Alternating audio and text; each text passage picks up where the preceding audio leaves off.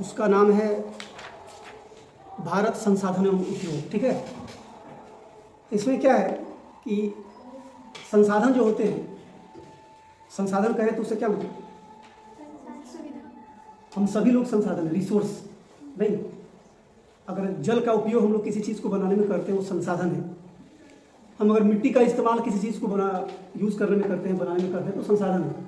क्या हम अगर सौर ऊर्जा का उपयोग किसी चीज़ में करते हैं तो संसाधन है नहीं। एक जिमरमैन हुए थे, बहुत बड़े भूगोलविद थे वो, उन्होंने कहा था कि संसाधन होते नहीं हैं, बनते हैं। एग्जाम में कई सारी सवाल आता है कि संसाधन होते नहीं बनते हैं, किसने कहा है? तो जिमरमैन याद रखिएगा। हाँ, जिमरमैन। अब इसमें क्या है कि संसाधन का जो वर्गीकरण होता है ना, उसका अलग अलग आधार है, जिसमें पहला आधार है उत्पत्ति के आधार पर। किस आधार पर? उत्पत्ति के आधार पर। उत्पत्ति के आधार पर ये दो तरह के, जैव संसाधन और अजैव संसाधन। ठीक है, उसके बाद होता है उपयोगिता के आधार पर। ये भी दो तरह के उस आधार। उपयोगिता के आधार पर कितने तरह के हैं? दो तरह, नवीकरणीय और अनवीकरणीय।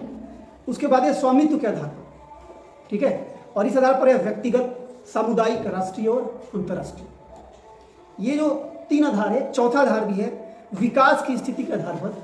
यह होता है संभाव्य, विकसित, भंडार और संचित। इतने तरह के संसाधन का वर्गीकरण है। और एग्जाम में उत्पत्ति के आधार पर कितने संसाधन के भेद है ये आ जाएगा, या फिर उपयोगिता के आधार पर कितने हैं, या स्वामित्व के आधार पर कितने हैं। तो आपको ये सब याद रखना है। इस पार्ट से एमसीक्यू में 2 से 3 क्वेश्चन, 4 क्वेश्चन भी आ सकते हैं, क्योंकि बहुत इंपॉर्टेंट है। जो संसाधन को आप दो अलग अलग कैटेगरी में बांट सकते हैं, या तो वो प्राकृतिक होगा, नहीं तो मानवीय होगा। भाई अगर सौर ऊर्जा है तो वो प्राकृतिक है, वो मानवीय तो है नहीं। अगर जल है तो वो प्राकृतिक है, मानवीय नहीं है। कोयला है, प्राकृतिक है, मानवीय नहीं है, क्योंकि कोयला भी जो है वो नेचुरली बना हो। पूरा जो प्रोसेस है कोयले के निर्माण का, पिछली कक्षा में पढ़ेंगे, आगे भी पढ़ेंगे। तो इस तरह से संसाधन जो है प्राकृतिक हो सकता है या मानवीय हो सकता है। प्राकृतिक संसाधन को बांटे हैं दो तरह का, वो नवीकरणीय होगा या अनवीकरणीय। नवीकरणीय जिसको बार बार रिसाइकल करके यूज कर सकें, वो खत्म नहीं हो कभी नहीं। अनवीकरणीय मतलब जो एक लिमिटेड समय के बाद क्या होता है, खत्म हो जाता है। मैं पूछूंगा इसलिए ध्यान से सुनिए। एक लिमिटेड समय के बाद जो संसाधन खत्म होने वाला है या हो जाएगा, उसको हम कहते हैं अनवीकरणीय संसाधन। जैसे अगर हम कोयला कहेंगे ना, वो अनवीकरणीय है तो प्राकृतिक, लेकिन अनवीकरणीय। हम पेट्रोल कहेंगे वो अनवीकरणीय है, आने वाले टाइम वो खत्म हो जाएगा। लेकिन हम जल कहेंगे, हम सौर ऊर्जा कहेंगे, हम वायु कहेंगे, ये सभी क्या है, नवीकरणीय है। ये खत्म नहीं, पानी भी खत्म नहीं होने वाला है। पीने का पानी बहुत शॉर्ट हो जाएगा, बहुत कम है, लेकिन पानी खत्म नहीं होगा, क्योंकि दुनिया का एक मैक्सिमम हिस्सा तो पानी तो है। क्या साइंस कहता है कि एक समय आएगा जब ग्लेशियर पिघल जाएंगे और पूरी दुनिया क्या होगी, जल में डूब जाएगी। और धर्म यही कहता है, जलजला आएगा, कहता है ना, जलजला आएगा। जलजला क्या है यार, वही है। देखो धर्म कैसे यहाँ साइंस से कनेक्ट है। बहुत सारी चीज़ें धर्म में ऐसी हैं, चाहे वो यजुर्वेद में लिखी हो या कुरान शरीफ में लिखी हो, वो साइंस से मिलता जुलता है। यजुर्वेद को तो कहते हैं पूरा का पूरा साइंस है। तो कहने का मतलब है कि ग्लेशियर पिघलेगा कैसे, तो ग्लेशियर पिघलेगा जब वायुमंडल में CO2 की मात्रा बढ़ जाए, कार्बन डाइऑक्साइड की मात्रा जैसे बढ़ रही है। तो अभी भी ग्लेशियर पिघल रहे हैं, ऐसी बात नहीं है। और पिघल रहे हैं तो भाई पानी बनता है, और पानी से क्या होता है कि जो नदियों का लेवल हाई होगा, नदियाँ जाके समंदर में गिरेंगी, उनका लेवल फिर समंदर का हाई हो जाएगा, और समंदर का लेवल हाई होगा तो फिर आसपास के लोग, आसपास की जो दुनिया है, आसपास के जो शहर है, वो धीरे धीरे डूबने लगेंगे। और ऐसे ऐसे अगर सारे जगह होने लगेगा तो खत्म। इसलिए कहते हैं उन चीज़ों का इस्तेमाल करने से बचा जाए, या उन चीज़ों का इस्तेमाल कम से कम किया जाए जिससे CO2 बढ़ने के चांसेज हैं, या जिससे ग्लोबल वार्मिंग का खतरा है। ये ग्लोबल वार्मिंग पूरी दुनिया का ओवरऑल अगर हम बात करें तो CO2 के बढ़ने से तापमान बढ़ जाता है, ये ग्लोबल वार्मिंग है। ये ग्लोबल वार्मिंग के कारण ही जो है ग्लेशियर पिघल रहा है। ग्लोबल वार्मिंग से भी रिलेटेड सवाल ज्योग्राफी में आता है, केवल ज्योग्राफी में नहीं, बायोलॉजी में भी और केमिस्ट्री में भी, सब में पढ़ना है। कुछ चैप्टर ऐसे हैं जो सारे में पढ़ना है। ठीक है, जैसे आप एसिड अम्लीय वर्षा की बात करते हैं, वो केमिस्ट्री में भी है, ज्योग्राफी में भी है, भूगोल में भी है। ठीक है, तो इस पार्ट में संसाधन के बारे में पढ़ना। उसके बाद मैं असल में आपसे बात कर रहा था, इसका जो ऑब्जेक्टिव क्वेश्चन है, चैप्टर तो हम लोग पढ़ेंगे 10th वाले जो बच्चे बैठे हुए हैं, आपने ऑब्जेक्टिव किया होगा। पहला सवाल इसका कि कोयला किस प्रकार का संसाधन है, अनवीकरणीय है ना।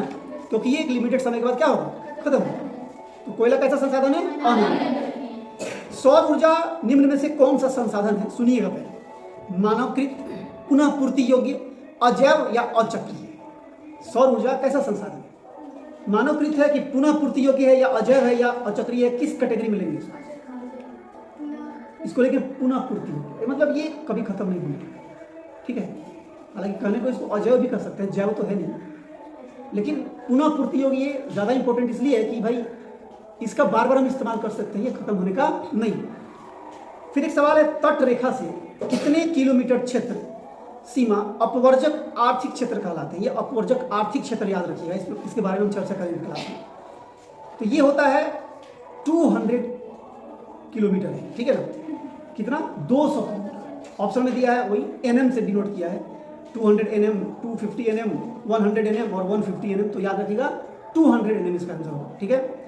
डाकुओं की अर्थव्यवस्था का संबंध किससे है, और देखिए डाकुओं की अर्थव्यवस्था ऑप्शन है संसाधन संग्रहण से, संसाधनों के अनियोजित विदोहन से, संसाधन के नियोजित दोहन से, या इनमें से कोई नहीं। भाई डाकू नियोजित तो है नहीं, डाकू क्या अधिक से अधिक को चाहता है हमारे पास चीजें आ जाए, है ही ना, मतलब डाकू भाई।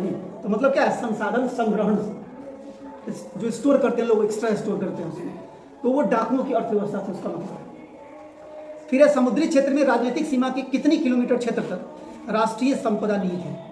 एक समुद्री एरिया है, समुद्र है, उसके कितना किलोमीटर रेंज का क्षेत्र जो है वो राष्ट्रीय संपदा के अंतर्गत आता है, तो वो है 19.2 किलोमीटर। 19 किलोमीटर और 200 मीटर का जो एरिया है ना, वो राष्ट्रीय संपदा के अंतर्गत आएगा। तो किसी भी समुद्री क्षेत्र के राजनीतिक सीमा में किसी देश का वो संपदा हो, उस पर उस देश का अधिकार हो। एक देश है, उस पर ठीक बात कोई समुद्र है, महासागर है, समुद्री एरिया है, तो उसका 19.2 किलोमीटर तक उसका अधिकार है। उस दायरे में कोई अगर एंट्री मारता है दूसरा देश वाला ना, वो पकड़ा जाएगा। आप सुनते होंगे कि भारत के मछुआरे गए पाकिस्तान में पकड़े गए। क्यों पकड़े जाते हैं, समुद्र में हो जाते हैं मछली मारने उस एरिया में, नदी समुद्र में। अब उनके पास कोई ज्योग्राफिकल कुछ मैप या कुछ ऐसा लेकर तो जाते नहीं कि वो जान पाए कि इतना ही किलोमीटर तक जाना है, इससे बाहर पाकिस्तान का दायरा पड़ता है। वो मछली के चाहत में बेचारे मछली के मोहब्बत में बढ़ते गए आगे, और गए तो वहाँ पता चला कि एरिया क्रॉस कर गए, उधर आके पाकिस्तान का सेना जो है, नेवी वाले लोग रहते हैं, पकड़ कर ले जाइए जेल में सड़िए। बहुत कष्टमय जिंदगी हो जाती है उस टाइम में। कभी कभी सरकारों का प्रेशर पड़ता है तो उनको छोड़ भी दिया जाता है किसी किसी मौके पर, लेकिन ऐसा बहुत कम होता है। तो दूसरा देश गलती नहीं समझता है, वो तो समझता है क्या पता कहीं स्पाई बन गया हो, नहीं कहीं उसने कुछ अपने बॉडी में छुपा रखा हो और वो यहाँ का जो है, यहाँ की चीज़ें वो बाहर में जो है ट्रांसमिट करे दूसरे देश में। इसलिए भी उनका अधिकार बनता है उसको अपने हैंड ओवर करना, कैप्चर करना। क्या तो ये क्या है, तो 19.2 किलोमीटर का एरिया इस कारण भी बहुत महत्वपूर्ण है। तो आज का देखिए, शिक्षित आदमी जब कोई काम करेगा ना, तो वो तमाम बिंदु पे ध्यान रखेगा कि भाई है इंडिया में, समुद्र में घुसे हैं तो कहाँ तक बढ़ना है, उसके बाद ये दायरा खत्म, एरिया खत्म, इंडिया से बाहर गए तो दूसरा देश कुछ भी कर सकता है। ऐसी बहुत सारी घटनाएं घटी हैं। आप लोग अगर अखबार पढ़ते होंगे, न्यूज़ देखते होंगे, तो एक जाधव करके कुछ नाम था, मैं मिस कर रहा हूँ, वो पाकिस्तान के जेल में बंद है, कुलदीप जाधव, शानदार। ये कुलदीप यादव का इंटरव्यू वगैरह भी मैंने सुना था। उनका यही कहना था कि हम जो है जिस एरिया से आ रहे थे उसमें वो जिस बोट पे कह लीजिए या फिर स्टीमर पे कह लीजिए बैठे थे, वो दूसरे के एरिया में क्रॉस कर गए थे और वहाँ से वो पकड़े गए। वो पाकिस्तान का एरिया था और तब से लेकर आज तक वो वहाँ पे बंद है। बीच में उसमें मांग उठी थी, उनको फांसी का सजा दिया गया था, लेकिन भारत सरकार ने जो मतलब वर्ल्ड का जो कोर्ट है उसमें जो है अपील किया इसके विरुद्ध कि जब उनके पास कोई भी ऐसा प्रूफ नहीं मिला है कि वो टेररिस्ट हैं और ये हैं वो हैं, तो इसको जो रोका जाए, तो उसमें रोक लगा दिया गया और अभी भी वो जेल में बंद है। तो कितना परेशानी और कितना टॉर्चर झेले होंगे इसका अंदाज़ा नहीं लगा सकते।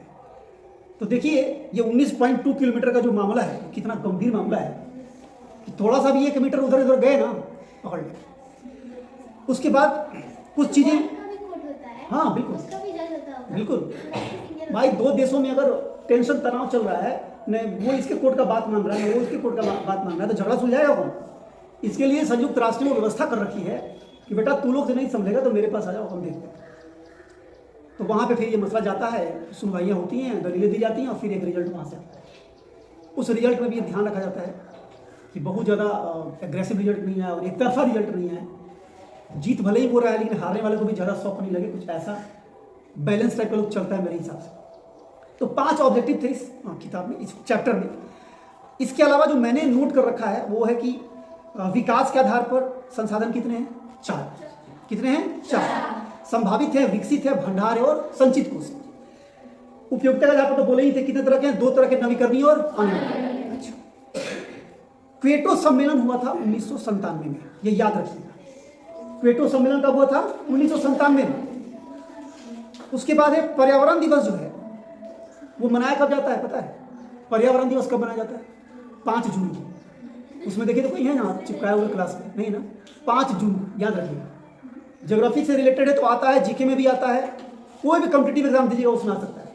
पर्यावरण दिवस कब मनता है? 5 जून। पृथ्वी सम्मेलन जो है वो हुआ था आपको 1992 में, 1992 में ब्राजील में। 1992 में कब हुआ था? 1992 में हुआ था। कहाँ हुआ था? ब्राजील में। कौन सा सम्मेलन? पृथ्वी सम्मेलन। कौन सा सम्मेलन? पृथ्वी सम्मेलन। और क्वेटो सम्मेलन कब हुआ? 1997 में। ठीक है। नर्मदा, हाँ 97। नर्मदा बचाओ अभियान का संबंध किससे है पता है? नर्मदा बचाओ अभियान का संबंध किस व्यक्ति से बता सकते हैं? बहुत इंपॉर्टेंट सवाल है। मेधा पाटेकर। नर्मदा नदी बचाने के लिए इन्होंने एक कैंपेन चलाया, एक आंदोलन चलाया। आज तक वो आंदोलनरत है। उस पर जो डैम बनने वाला था वो उनके चलते रोका गया है। उनका कहना था कि ये बनने से आसपास के इलाके के जो गरीब तबके के लोग, हजारों लाखों लोग रहते हैं, वो प्रभावित होंगे, तो इसको जो है नहीं बनने देंगे, इसलिए उन्होंने आंदोलन चलाया और बहुत सारे लोग उसमें जुड़ते चले गए थे। तो नर्मदा बचाओ आंदोलन जो है वो मेधा पाटेकर ने चलाया था। ऐसे ही चिपको आंदोलन का संबंध किस व्यक्ति से है? चिपको आंदोलन सुंदरलाल बहुगुणा।